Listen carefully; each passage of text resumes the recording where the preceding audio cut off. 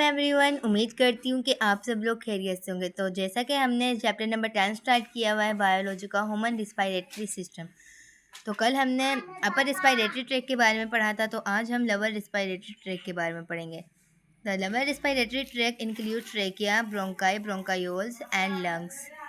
उसमें हमारे पास था नेजल कैविटी, पैरनिक्स और लैंडिक्स, लेकिन आज हमारे पास लोअर रिस्पायरेटरी ट्रैक में ट्रेकिया, ब्रोंकस और लंग है। Okay, so the trachea, bronchi, and bronchioles conduct air from the upper respiratory tract into the lungs. वो कहता है कि लोअर रेस्पिरेटरी ट्रैक के जो ऑर्गन्स है ट्रेकिया, ब्रोंकाई एंड ब्रोंकायोल्स, वो हवा को कंडक्ट करके अपर रेस्पिरेटरी ट्रैक से कहाँ लेके जाते हैं, लंग्स में लेके जाते हैं। This passage make a tree like shape with repeated branching. They are an astonishing 2,414 kilometers of airways conducting air through the human respiratory tract. It is only in the lungs, however, that gases exchange occurs between the air and blood. तो यहाँ पे वो हमारे पास ये कहता है कि जो ये पैसेज है ना, ये एक ट्री लाइक शेप ब्रांचिंग का स्टेज बनाते हैं। मैं आपको दिखाती हूँ, ये देखें। देखिए ये जो शाख है ये बिल्कुल दरख्त की तरह लगी हुई है ना, तो यही आपको बता रहा है। इसके बारे में हम आगे पढ़ेंगे भाई ये क्या क्या चीज़ें होती हैं। आगे वो हमारे पास कहता है कि हमने पढ़ा था कि अपर रेस्पिरेटरी ट्रैक में ना गैसेज एक्सचेंज नहीं होती, लेकिन लोअर रेस्पिरेटरी ट्रैक में गैसेज एक्सचेंज होती है। तो सबसे पहले हम अपना टॉपिक शुरू करते हैं ट्रेकिया। द ट्रेकिया और वाइन पाइप। ट्रेकिया को हम वाइन पाइप भी कहते हैं, सांस की नाली। Connect the larynx to the lungs for the passage of air. वो कहता है कि ट्रेकिया, जिसको हम वाइन पाइप भी कहते हैं, वो लैंडिक्स को ना लंग्स से जोड़ते हैं ताकि हवा जो है ना लैंडिक्स से लंग्स के अंदर आ जाए। It is the widest passage way in the respiratory track. ये ना रिस्पायरेटरी ट्रैक में सबसे ज़्यादा चौड़ा रास्ता होता है। It is about 1 inch wide, ये 1 इंच चौड़ा है, एंड 4 से 6 इंच लॉन्ग, और ये 4 से 6 इंच लंबा है। Its walls are made of smooth muscles and C shape rings of cartilage. वो कहता है इसकी जो वॉल है ना वो स्मूथ मसल्स और सी शेप रिंग होती है कार्टिलेज की, उससे बना हुआ है। अगर आप देखें यहाँ पर भी तो ये सी शेप ही दिखता है। अगर आप अपने गर्दन पे भी हाथ फेरे ना, तो आपको लोगों को महसूस होगा कि भाई हाँ सी शेप ज़्यादा, मतलब आपको पता है सी शेप क्या होती है। The trachea is lined with mucus and cilia. अब ना हर जगह ना म्यूकस की बात हो रही है, डाइजेस्टिव सिस्टम की ट्यूबुलर में भी, चाहे वो यूराइन सिस्टम की ट्यूबुलर हो या फिर वो एयर की हो।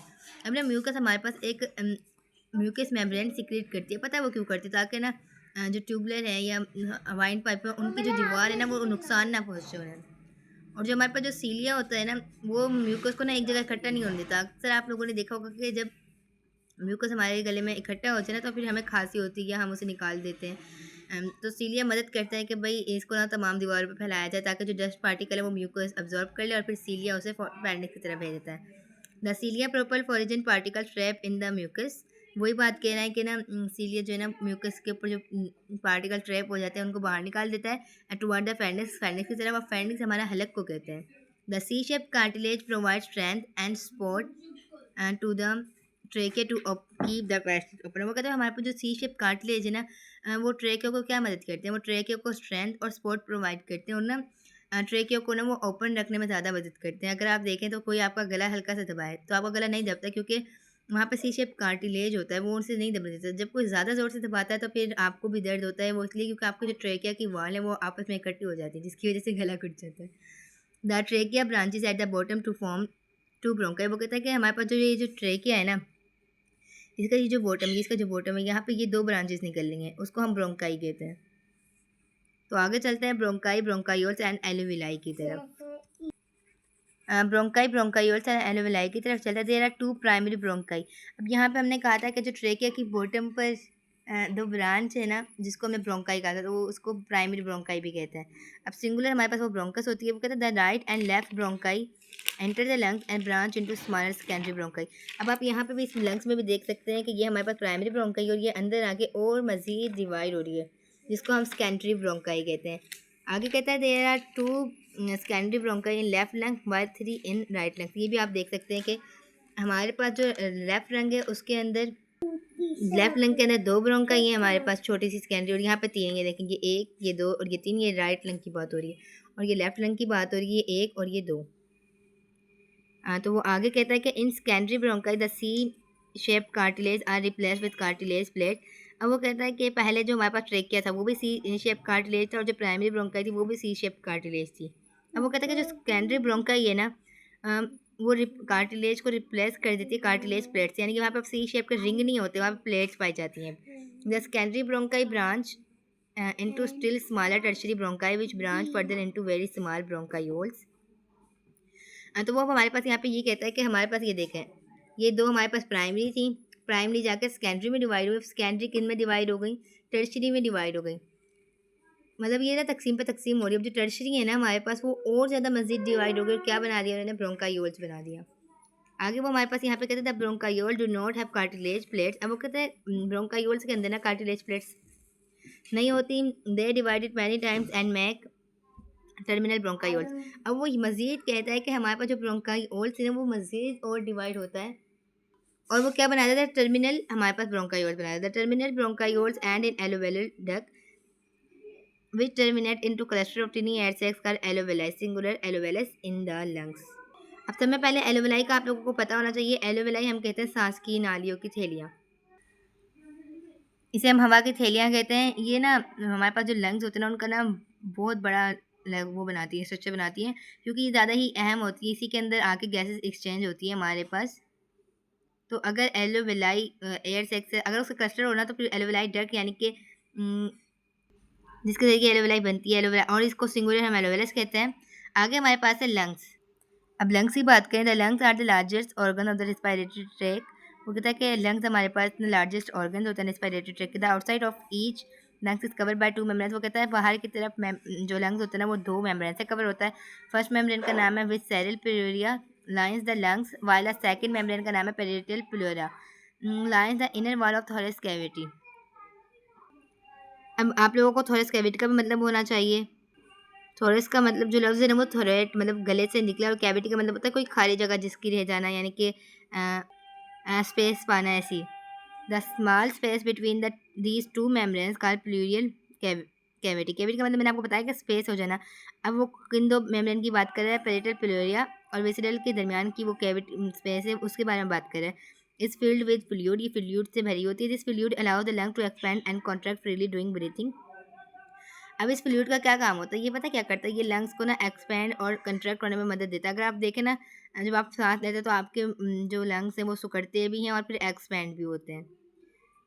Each lung is divided into lobes. The right lung is larger and contain 3 lobes. ये आपने एमसीक्यू के तौर पर बहुत ज़्यादा याद कर लेना है कि राइट लंग हमारा बड़ा होता है और उसके बाद 3 लॉब्स होते हैं, जबकि हमारा जो लेफ्ट लंग है वो स्मॉलर होता है, उसके पास 2 लॉब्स होते हैं। The smaller left lung allows room for the heart which is just left of the centre of the chest. अब वो कहता है कि हमारा जो स्मॉलर लेफ्ट लंग है ना वो ना हार्ट को आने देता है और सेंटर ऑफ द चेस्ट यानी कि लेफ्ट की साइड पे। यहाँ पे ना ये जो जगह आपको खाली दिखाई दे रही है, यहाँ पे आपने देखा होगा कि अक्सर जो डायग्राम्स वगैरह होती है वहाँ पे ना ये बना हुआ होता है हार्ट। तो यहाँ पे अब लोब देख लेते हैं, हमारे पास राइट लंग है और ये लेफ्ट लंग है। यहाँ पे 3 लोब है, देखें पहले लोब का नाम सुपीरियर लोब है, फिर मिडिल लोब है और फिर इन्फीरियर लोब है। और यहाँ पे हमारे पास सिर्फ 2 लोब हैं, एक सुपीरियर लोब और एक inferior lobe. As mention previously the terminal bronchi and in alveoli duct.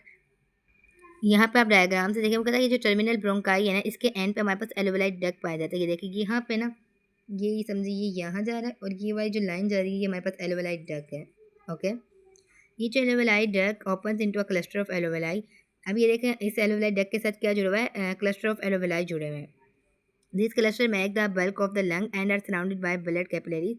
अब वो कहता है कि जो एलोवेलाई है इनके ऊपर जो होता है ना ब्लड कैपिलरी यानी कि ब्लड वेसल्स पाई जाती हैं, और वो कहता है कि ये जो हमारे पास है ना बल्क ऑफ लंग्स बनाते हैं, मतलब कि लंग्स का काफ़ी बड़ा सारा जो हिस्सा होता है ना, मतलब कि लंग्स जो ज़्यादातर मुश्तमिल है वो एलोवेलाई पर मुश्तमिल होता है।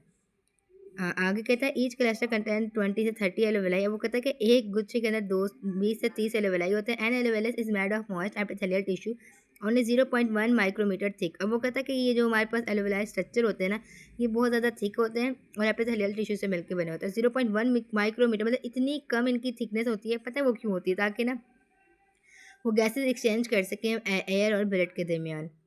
सो they provide the respiratory surface. अब रिस्पायरेटरी सरफेस मैंने आपको पहले भी बताया था कि वो सरफेस जहाँ पर रिस्पायरेशन होती है, where gas exchange that's place between the air and blood.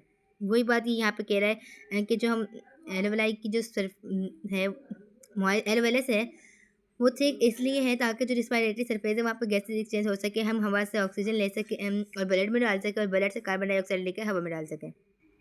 आगे कहते the alveoli are the functional units of the lungs where gas exchange take place. मैंने आपको बताया है कि आप लोगों ने एमसीक्यू में बिल्कुल गलती नहीं करनी। लंग्स के अंदर जो गैस एक्सचेंज होता है वो एलोवेलाई के पास होती है, तो आपने एमसीक्यूज में एलोवेलाई लगानी है। Lungs contain approximately 480 million एलोवेलाई।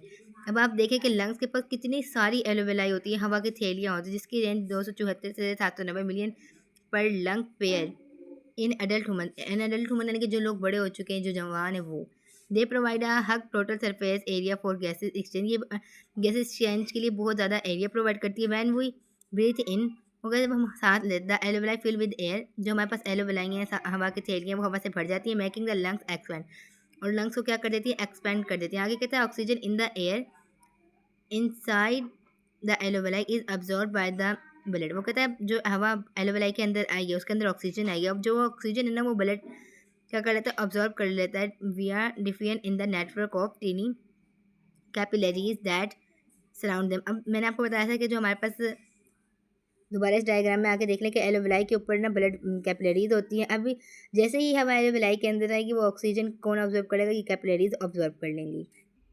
The blood in this capillaries also release carbon dioxide also by diffusion into the air inside the alveoli. अब वो कह रहा है ये जो कैपिलरीज है ना, ये अपने कार्बन डाइऑक्साइड एलोवेलाई के अंदर छोड़ देंगी, एलोवेलाई के अंदर हवा, जब वो बाहर एक्सचेंज होने जाएंगी तो वहाँ पे तबादला हो जाएगा उनका। तो ऐसे करके एलोवेलाई के अंदर गैसेज एक्सचेंज होती है। आगे कहता है वैन वी ब्रीथ आउट, जब हम सांस बाहर लेते हैं, एयर लीव द एलोवेलाई, एलोवेलाई से बाहर चली जाती है हवा, and rushes into the outside atmosphere carrying carbon dioxide with it, और कार्बन डाइऑक्साइड को कहाँ छोड़ती है, एटमॉस्फेयर में छोड़ती है। तो ये था हमारा आज का टॉपिक। उम्मीद करती हूँ कि आप लोगों को समझ में आ गया होगा।